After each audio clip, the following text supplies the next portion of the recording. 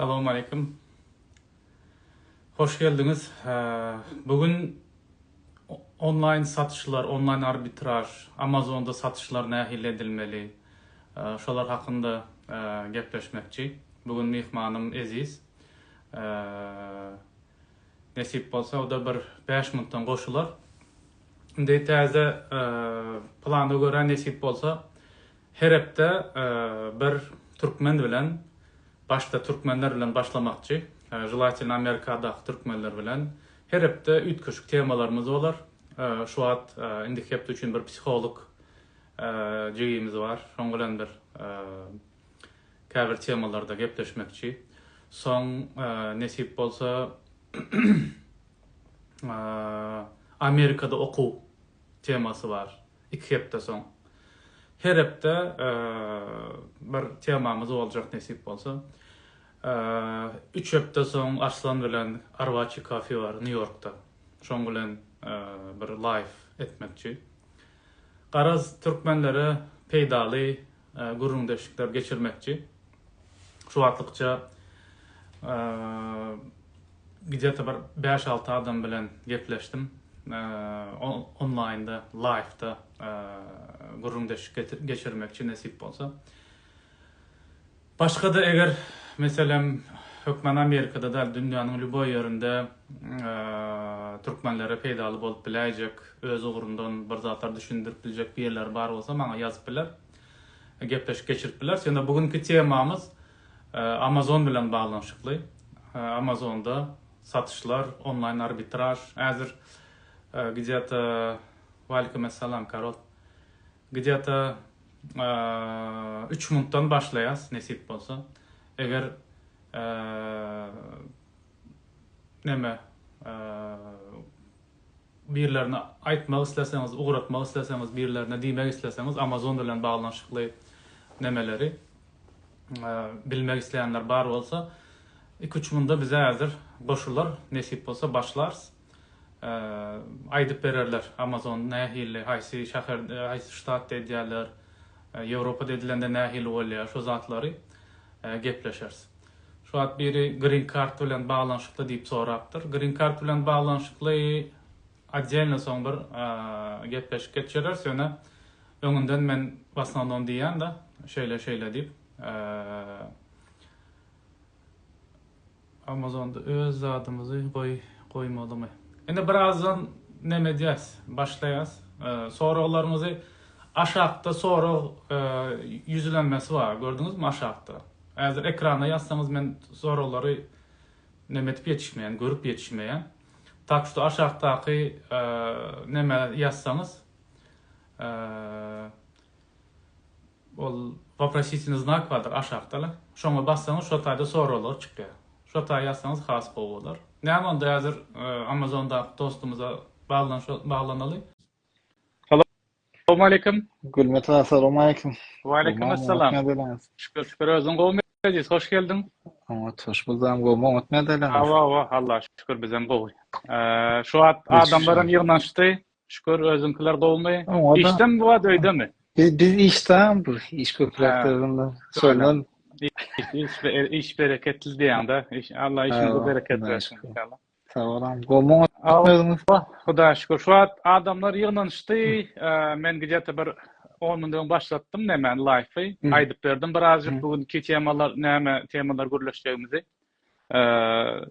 Значит, bugünkü temamız в основном online arbitraj bilen Amazon hakynda birazcık görleşeli diýdik. Şu sen başta bir özüň hakynda aýdyp berseň, näçe wagtdan beri şu biznesim içinde, haýsy ştatda, şolar bir diňlesek başta. Men özüm, asyl men özüm 2,5 ýyl geldim Amerika. Gelen berim şu işin içinde. Ýöne men özüm bir satyjy däl. Amazondan biz servis berýäs. Servis olanda Amazon'un satıcılarının Amazon'da uğradılan yükleri şu Amazon'un şirketlerine olaylıkta yüklerini tayinlap uğradıp veriyoruz. Düşündüm. Amazon'un значит şertleri var. Mesela adam bir zat satacak olsa şonun şertleri nähilrak bolýar? Ol diýdim, ona eşik satýan bolsaň, допустим, diýendir. Eşikden paketi salynan normal, akuratny. Hı hı. Masaja ondan Efenskiýu öz ýelmeden uje içindäki berýän barkodlar bar da, şolary ýelmäp, şertlere laýyk turatmady. Düşündüm. Indi olaran onda значит size diňe Amerikanyň içinden mi ya daşary ýurtdan gelýärler mi tawarlar mı? Bize gelýär daşary ýurtdan gelýärler. Täze bu işi özüňiz bilişiňiz ýaly dünýäň istenlik ýerinde oturup etip bolýar da. Düşündüm. Indi meselem Türkmenistan'dan hem Türkiye'den hem Russiýa'dan hem oturup edip bilýärler onu. Ha, Bunlar mesela Amazon'da zat satmak için başta neme bilen tavar näme satacağını bir belirlemeli, doğru mu? Apredelit etmeli näme Ha. satacağını. Ondan soň şonu belirlen soňam nähili prosedura dowam edýär. Mesela men diýeli ruçka satmak isleýän ýa-da bilemok eşik satmak isleýän ýa-da Türkmenistanda mesela men bilýärdim öňrak bir agamy bärde näme satýardy. O aňyrda platensa ýaly zatlary satýardy. Şo zatlary satmak islesem, şonuň nemeleri, stepleri näçerek gidýär, şonu bir aýtyp ber. Men özümken Amazon'un içindäki stepleri bilmeýände. Ýöne men baştan bilişime göre обычный. İlki bilen обычный registrasiýa etmeli. Yani Türkmençe. It's okay. Amazon'da. Bizde Registrasiýa diýen. multilingual bizde. Adamlar düşünýär aslında problemi. Haýsy sözcük ansat bolsa şonda düşündir bermeli. Boldy o yazýarlar da taksidi açmady, taksidi da açmadı, o zatlar var söýüyor. Ýöne ilki etap boýunça Amazon akkaunty açmadı. Amazon akkaunty eger Amerikada ýaşaýan bolsaň fizliçe da çıp bolýar, kompaniýa da çıp bolýar. Eger kompaniýa açsaň, конечно, şirket gurmaly, no kompaniýany gurmaly, taksidi hemme zatdan alyrsyň. Ýa-da näme gerek bolsa. Ýöne daşary ýurtda bolsaň, onda birazjyk işler başgaçarak gitýär. Onuň üçin olar ýaly podrobny öwrenjek bolsaňyz online kurslar bar. Kurs alyp bolýar, Mood görkezýänlerim bar. Online'da, YouTube. YouTube'da edýänlerken baýa o blogerler diýen bu işlerde uzman aýdyp berýärler. Açylyşyny etap nädip satylşyny.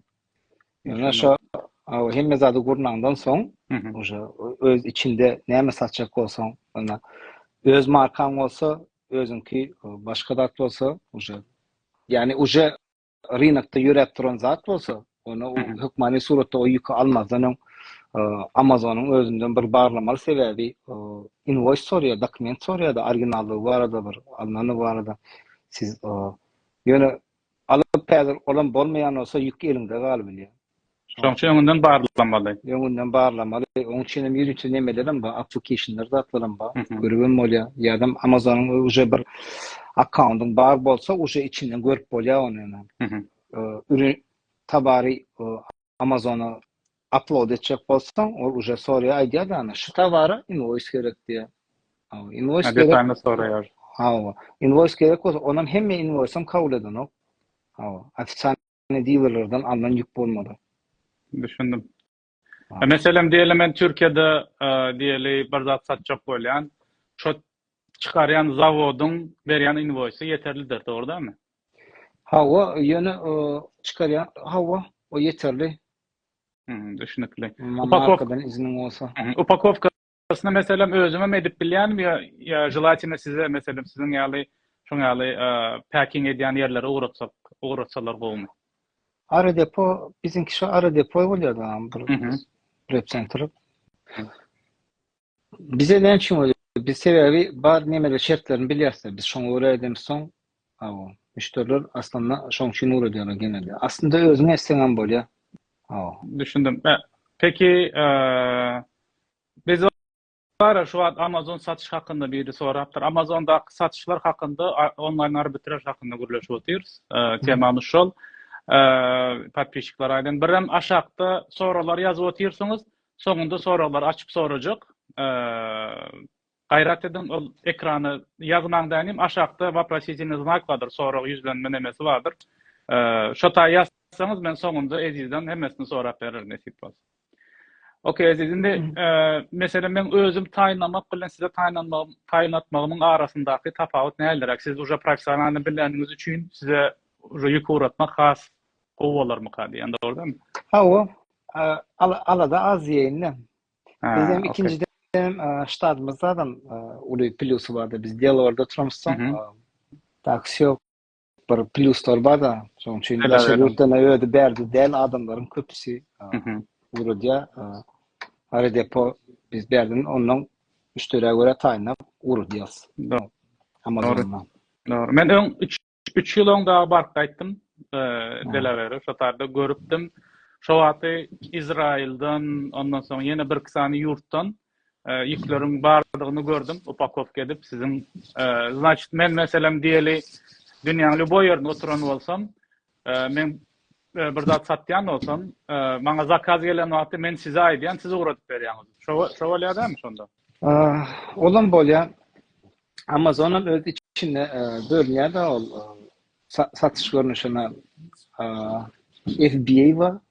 Onu berden toplu olarak yükünden napustim mün tavarın gelen bolsa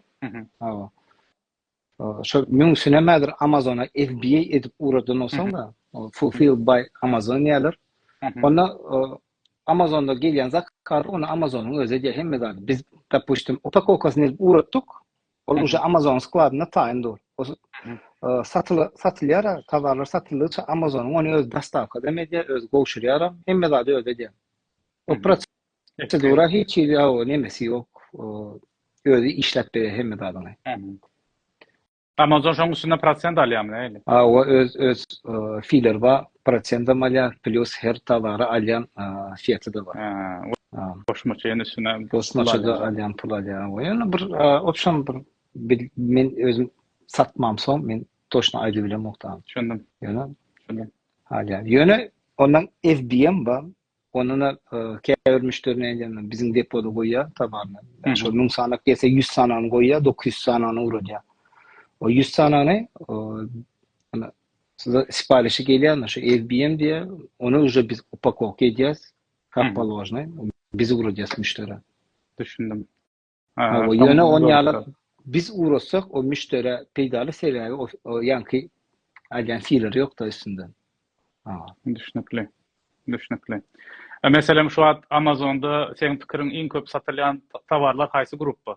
Meselem diýeli Etsy'de men bilýänim en köp ýanky takylar satylýar, ýanky bijuteriýa zatlar köpürek gidýär, ondan soň wallpaperlar zatlar gidýär. Amazon'da şöyle seyretseň de öz statistikaňa görä de opşy diýmäň.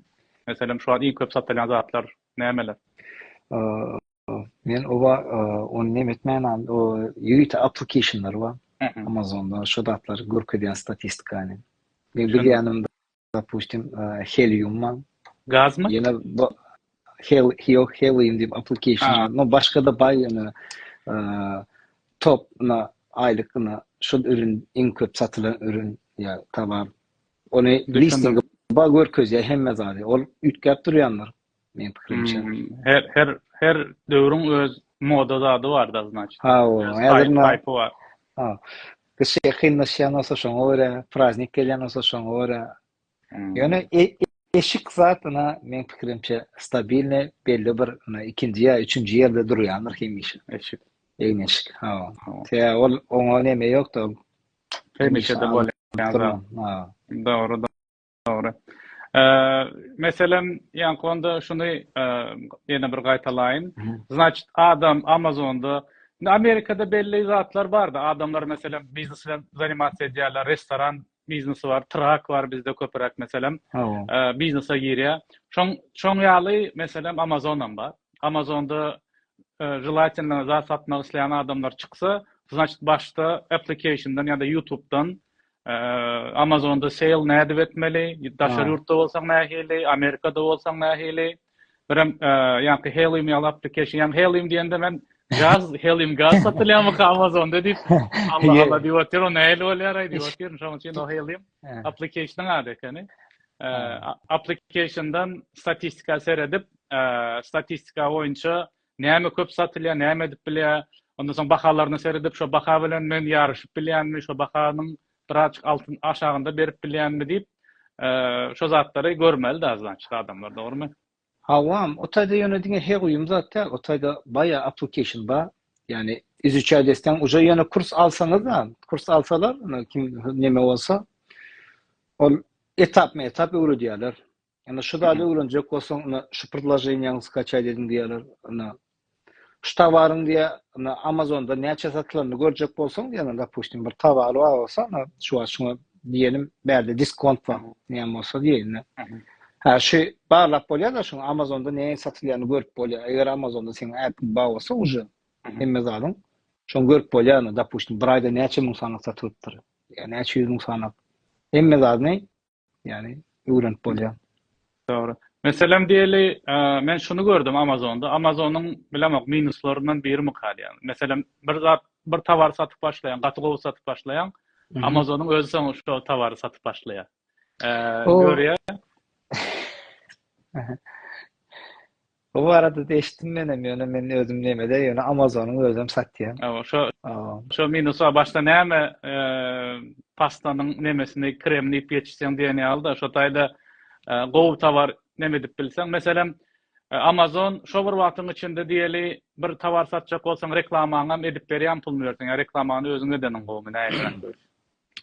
Men bilişime göre öz markaň bilen girsen diýende, bizimkiler köpse Türkdür, zartadır, o taýda üretim zat yaptırıp bolýar da.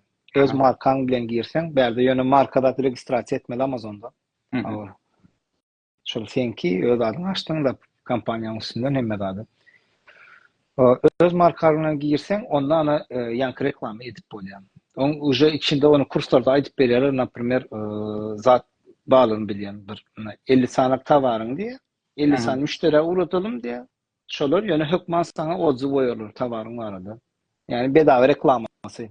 Amazon'da da yani odzu alsan Türkmençesi ne mol yani. Şolar go alınca sen tavarın nemesi var ya ratingi. Go neme de odzu Türkmençesini menen bilen açılmaysam. Yani go komentaryalar yazsalar sana 5 yıldız atlar koysalar has gowy nemedýär. Şu Ahmet Meretov ýazypdyr. Mende $3000 var ýatyrym üçin dip. Ahmetcan sen neme bilen ýarışmaly? Amazon bilen ýarışmaly. Amazon. $3000 näme?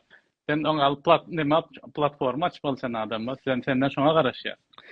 Okey, endi ýene de meselem käbir şu temalarda şu biznes bilen zanimat etjek adamlara berip biljek maslahatlar nälerak sende meselem şondan bir soraýyn. Men birinji berjek maksadym liboy işi etmekden öwrenmelde. Men özüm çaýdaýyn, ony hükman kurs almakda ýöne tagam öwrenip bolýar. YouTube'dan informasiýa tapyp, ýöne ýol uzagrak, aýlanyp barýanda diýen, napример 10 kilometrelik ýol goýulsa, sen bir 30 kilometreden aýlanyp barýan şoň ýöne hemme zady öwrenip bolýar özüňe samastaýatynda. İkinci tarapdan şonu Türklerde bağlany bilýän Türkler has açyk berýärler ýöne borslanka yapık borslar sırada bir sapak berýärler neme soň kurs alyň diýerler. Dolaýdan oklar her ýerden bir dada edip berýärler. Galanda podrobny men kursumda berýän diýe. Kurs satýarlar olar. Ýöne Türklerde bayağı açyk bar ekeni. Geçende bir gördüm. Ýöne opsiyon diýjek bolýanlardan biraz gyzyklansaň YouTube'dan hemme zat özüň öwrenip bolýar. Öwrenenden soň işe başlamaly, öwrenmän. Menem goldaýan şo pikiri. Öwrenip soň işe başlamak pikirini goldaýan. Käbirleri şunu diýär-de başlaýan soň ýoşluk bilen görürün. Uje belki de goýjak investmentyny, goýjak ýatyrymyny gözden çıkaran biri bolsa bolup biler. Meselem barlaýan ýitirsem ziýany ýok diýenler barlap öwrenip bilerler. Ýöne günümizde şu tehnologiýa östü de şu YouTube'da zat diýme zady как положим diýerler. Конечно, belli bir ýereçelli plana göre öwrenen nemäňe göre ýöne belli bir nokatdan soňam Allahyň etjek nesibesine de bagly da. Yani sen özüň ýaly belki nemedýän tawar goýan adam onlarça bardyr. Bilemek meselem şunu onlarça bardyr. Şunu pikir edýän meselem oň ýaly sfer sektor bamyka entek ýöne bilmedim. Yani adam şu wagtdy bir sektorda bir özü bolsa da diýeli şondan başga ýok, unik bir zat goýdy. Belki tutup biler. Yani adamlar şonu tanamasa bilmese o da kıynarak. Şoň üçin birem bärde hype basnandan Amerikada başlaýar. Bärde adamlar bir zat edýär, soň Ýewropa diýýär, soň biz tarapa gidýär. Şoň üçin Amerikada bir zatlar etmek, meselem arada men neme dostum bar, futbolka satýan dostum bar, futbolka basýarlar, onu satýarlar. O Trump'a bir pakuşeňe bolup blogan apýar da. Şonda şu nemeni adamlar şoňa garaşyp oturýarlar. Şoňa bir sluçy bolan wagty futbolka çykarýarlar reska, onuň hemmesi alýan, başda hype bolýar, bir gün iki gün. O şoňa Amazonda da, Etsy'de de dopustim diýeli bir hype bir tema tapsalar, goýsalar, ýa-ni diýişiň ýaly sezona görä, Christmas'ta aýry, bularyň meselem 4th of July var, şonda aýry. Şo temalar edip bilerler. Yani o soňky step mukadiýanna. Başta bir görüşdirip näli satmaly, pribili nähili. Soňra meselem käwaty nemeler beýan edip bilýärdi. Ordan men bilişim birleri şikayet etse, senkini sahte diýse, sen ürünüň sahte diýse, ýa-da başga problema çyksa wagtynda jogap bermedi diýen men accountum ýapyldy diýenler bar. Meselem bir zat satýar adam, döwük çykýar, bozuk çykýar, işlämek. Wagtynda da jogap beremek müştere Amazon'am yaptı diye. Şoňa zatlaram üns berýär diýen Amazon. Olara gaçy üns berýär. Häzir şo sahte zat diýerler. Sen accountyň gün saklaýarlar. Senden onuň dokumentasiýony var başlaýar. Sen ispat etmeli. Çünkü hemme zatın orijinal ya kaliteli. Birim Amazon yapsa, yani birden başka bir zat üçin yapaýsa, o açması bayağı zor. Yani. Şoň üçin ünsli bolmaly. O tarapyna üns bermeli. Şoň ýaly minuslarym bar da garas. Sen konkurentlaryňa men bilişim sana ýamanlyk bolsun diýip üstüňden ýazyp ýaptyryp deme edýänlerim bar edýän. Onu edýärler. Sen konkurentler häzir bir ýerine edýärler da. Ýürüýçe birleşdiğini edýärler. Alýarlar şonu başga bir nemeden men bilişime görä. Sahte, şonu bir kepde ya iki kepde şon account yapılsa da iki kepde sanki ispat edip açılsa da ýöne iki kepdeler bir adamın satışıdır ya, başka yerde hoca satış kılıp belirdi. Klientler özüne çekti bolýar da bir manda. O öz içindäki bir nemesi diýen, iş satıcılaryň öz arasyndaky bir alyp barýan waynasy, urşy. Doğru. O minuslar bar, конечно, meselem höwäsiňiz adyňam döwýär käwagty. Ýöne ýanky diýişim ýaly goýja taýinlanyp dokumentasiýa urumy. Başta bu işler aňsatdy. Başta çünkü konkurensiýa da kän ýokdy. Adamlaryň belki Amazon islegi bardy. Şu wagt meselem bärde de neme meňzedýän muny. Bärde meselem DoorDash'da zatdy driverlar neme diýär, öň bu töleýärdi. Indi köp bolan soň käbirlerini işe başladan meselem Amazon'am şoňal bärde. Amazon Delivery, Amazon Fresh zatlar var. Şonda da men eşitýän 3-4 aýlap adam başvury açanak. Öň özleri ýalbarýardy. Amazon platformy da şeýle bolsa gerek-de. Häzir adam satyjy gatykän bolansoň, konkurensiýa güýçli bolansoň, hemme tarapyňa taýinlanyp eger işini etmeseň, hemme dokumentasiýa tarapyň bir meselem müşteriler bilen Svязан gaty önemli. Mesela bir yıldız yazan wagty näme üçin ýazýar-da bir problema çykan wagty şonu ýerine täzesini vermek meselesi. Bu zatlar конечно gaty важный zatlar mukadýanna. Основном значит yurttaşyndan hem yurt bärde Amerikanyň içinden hem ýerden hem edip bolýar. Ýöne Amerikanyň bazaryna açyljak bolsaň eger Amerikanyň bazarına satjak bolsaň, желательно size ýa-da FBA şeklinde Amazonyň özüne goýurmak has dogry bolýar. In goýsy FBA. Men özüme FBA satışy maslahaty, men özüm satamam ýöne. Şol tavar satylýar. Müşteri hiç varsa da problema şo. Ýöne Amazonyň ödäýse şolatlar sana hiç sorumluluk yok, sana problema gelen o. Onun öyle altında hemen edip dur. Düşündüm. Şu an şu zaten o şekilde olsa Ha. böyle.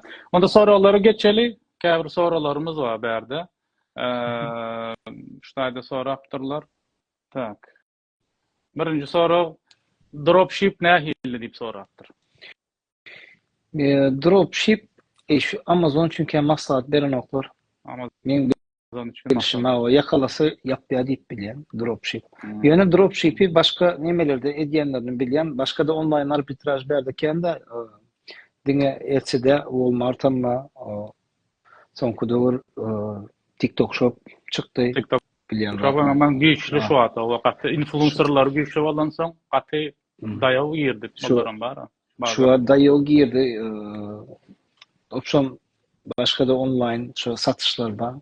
eBay ama tarzı. eBay wapşa güýçli başlasaň Amazondan soň barat. Gaýt. eBay. Ýöne eBay'in hem özüniň professional işleýän nemeleri var. Meselem autopartiýaly nemeler. Wasndan meselem eBay'de satylýar. Ikinji el zatlar diýildi. Bu işni zatlar eBay'de has bolup satylýar mykadýan men öz görenime görä. Okey, endi şunu diýipdir, Türkmenistanda öndürilen Sandbox ýa-da Bulkbox Amazonda satmak restrictiony barmy? Ýa-da başga da Türkmenistanda öndürilen haritlary restriction ýa-da requirement barmy? Meselem nemede Türkmenistan bilen baglanyşykly men şundan sebäpli soran pikir edýän. Türkmenistana tahta meselesi bilen baglanyşykly çağlar iş edýärler zat diýip käbir bänleri getirdiler öňüräk Amerika. Şu an Türkmenistan'da öndürülen zatlar barada bir bän barmy ya Türkmenistan'da bir requirement barmy? Şu hakynda bir informasiýa barmy? Men edil o hakkında bir bilgim yok. Yani o zatları öğrense bolar. Için. Yani men öz pikirim ben yoktur mukadiýan. Yani Düşünüpler. pikirime eger yana 10 ýyl bolaýyn ýa-da da onun için sapatdan gyzyklanyp bolar. Ýöne bir zat etmekden hökman onu 10 ýyl öň bolan bolsa, hökman şu wagt gyzyklanyp öňünden bilseň bar. Birden näder ýükün getirip haridyň. Olam soň şol ýalak problema çyksa elinde galýada. Doğru. Account'tan açmalı diýip sorapdyrlar, ona ýaňy düşündürdik. YouTube'dan ýa-da nemeden kurs alıp açıp bilersiňiz. Oň daşynda da aslında neme account açmakda problema ýok. Account açmak ansat ýöne satjak zadyňyz barada statistika seredip, bahalary seredip, size näçe düşýär, nähil bolýar, şu zatlara seretseňiz has bolar mykadýan. Doğru mezis. Hawa. Hökmani suratda se Amazon goýan fiillerini uçytyp etmeden. Sen näder bir tawary $5 alıp Amazonda $7 satylýan olsa sana peýda ýok şu tawardan ýani. Ve Amazon koyacak fiilleri seni demek sen 7'den 9'dan satmalı bolýan. Şu taraflaryny hökmän ýagdaýda seretmeli, bärde taxlaryň gidýär, işin içine girýär. Ýöne nämäni bir görmeli. Mesela men daşar ýurtda bolsam, Amazonda, gerçi Amerika zat satjak bolsam, o taýdan Amazonyň özü menden tax alýandyr. Çünki men Amerika satjak bolsam, hökmän ýagdaýda sales tax ýaly, income tax ýaly zatlar tölemek mejburiýetinde bolýan. Bizde de şoňal bir ýagdaý boldy. Başda biz gelenimizde biz restoran işine başladık. Pizzeriýa aldyk. Ýöne sales taxy wapşe düşünmändir. Bizde Türkmenistanda bar tax edil adjelna bärde Amerika taxyň tax sebäpli aýakda durýar. Şowdamyz etdik. Planymyza görä biz aýda $2000 gazanmaldyk bir pizzeriýadan, dopustim adam başı. Sales tax bir geldi. Ýarsyny sales tax uğratdy. Şoň üçin ýanky seňem diýişiň ýaly adamlar baha nemeden de basit matematikada prosto ýa-da 5 alyp ýa-da satdym däl. Aradaky fiilleri hökmäni ýagdaýda hasaplamaly. Näçe men Amazonda näçe tölemeli bolýan, ýoluma näçe tölemeli bolýan, plus bırak çyksa, işlemese ýerine nemetmeli bolýan şo zatlary hökmäni ýagdaýda pikir edip şoňa görä Amazonda işe başlamaly. Ýöne Amazonda nähili işe başladym, nähili gazandym videolaryna seredip, nähili account açmaly şo videolary seredip Amazonda gowzatlar ediler mykady bolýan. Kim Amazonda iş etmek isleýän bolsa, höwäsi bar bolsa, uğraşsyn. Men pikirim şu atam gowy çöregini ýanlary köp. Şoň üçin hökmani ýagdaýda don't give up diýen mene näme çyly goýan bolsaňyz şoňa gowja şekilde taýinlanyp edin diýen Allah canım kömekçiňiz bolsun, ýardymçyňyz bolsun diýen. Ja. Ezi sene maçyk sadyň bolsa. Yo, yöne yankıya ismi adam zaten kurs almalı. Zavatıyla. Yokmasa da özleri vaat verseler. Düşündüm. Çok sorular bolsa, zat bolsa sen bilen kontakta geçip bilerler doğrudan bir soracak saatler bolsa basitraq mesela Smart Prep Center var. Şoňa Ama ýazsalar. Smart Prep Center hiç problem değil yani. Elden gelen hemme kınalı ederiz. Okay. Tamam. Ezi adamlar men Smart Prep Center'ın Instagram account'uny bellek geçerim. Bu videony birazdan gutarır. Seni YouTube kanalımda täzeden goýjak ki TikTok kanalımda täzeden goýjak.